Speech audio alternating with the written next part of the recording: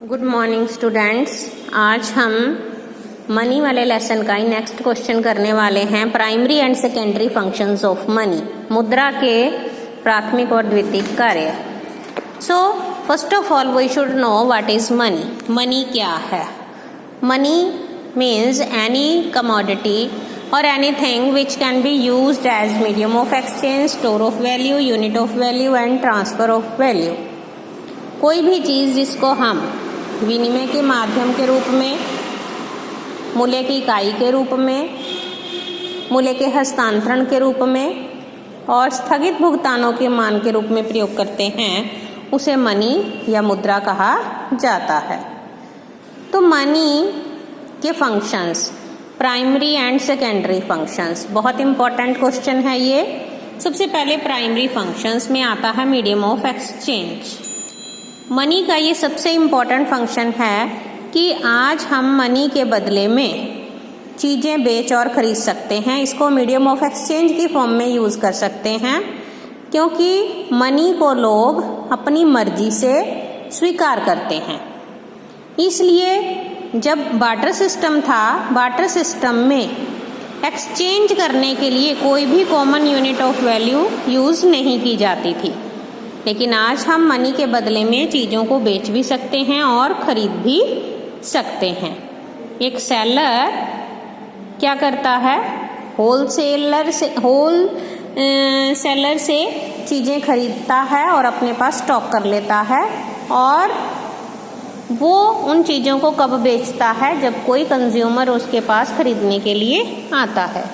तो इस तरह से मनी के इस फंक्शन ने, मीडियम ऑफ एक्सचेंज ने, गुड्स के सेल और परचेज का जो कार्य है, जो काम है, उसको सेपरेट कर दिया है। दूसरा फंक्शन है हमारा मेजर ऑफ और यूनिट ऑफ वैल्यू।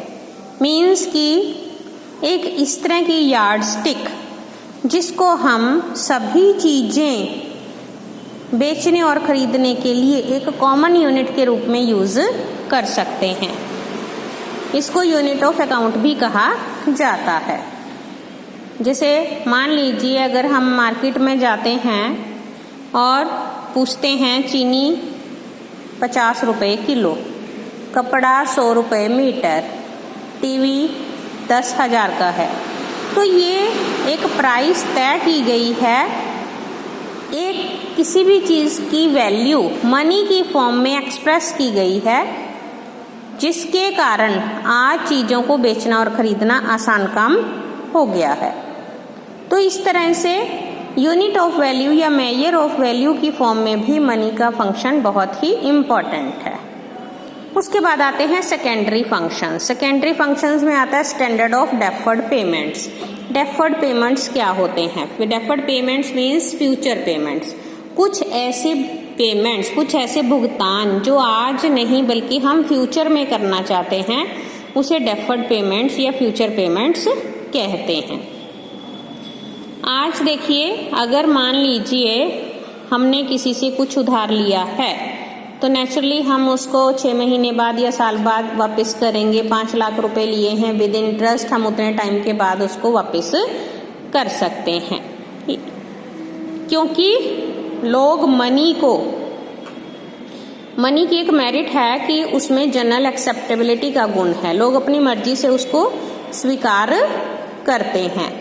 उसकी वैल्यू बहुत जल्दी से कम या ज़्यादा नहीं होती, और मनी ड्यूरेबल है। चीज़ों के मुकाबले में उसमें ड्यूरेबिलिटी का गुण पाया जाता है। इसीलिए मनी को आज स्टैंडर्ड ऑफ डेफर्ड पेमेंट्स की तौर पर यूज़ किया जाता है, जिसके कारण इंटरनेशनल ट्रेड और इंटरनल ट्रेड भी बढ़ा है। ज़्यादा से ज़्यादा प्रोडक्शन में इंक्रीज हुआ है। सेकंड आता है store of value. Store of value का मतलब है कि मनी की फॉर्म में आज हम सेविंग भी कर सकते हैं, जो कि बार्टर सिस्टम में गुड्स की फॉर्म में पॉसिबल नहीं होता था, जिसको हम लंबे टाइम पीरियड के लिए भी स्टोर करके रख सकते हैं। क्योंकि मनी की फॉर्म में जब हम गुड्स को स्टोर करते हैं, तो इसको सेव करना आसान हो जाता है। मनी की फॉर्म में सेविंग करना बहुत ही आसान है, जो कि गुड्स की फॉर्म में बहुत ही मुश्किल था।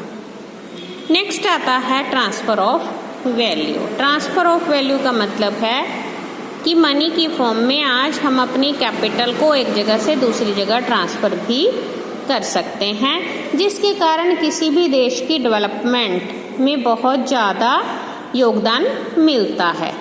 क्योंकि मनी क्या है, मोस्ट लिक्विड एसेट है।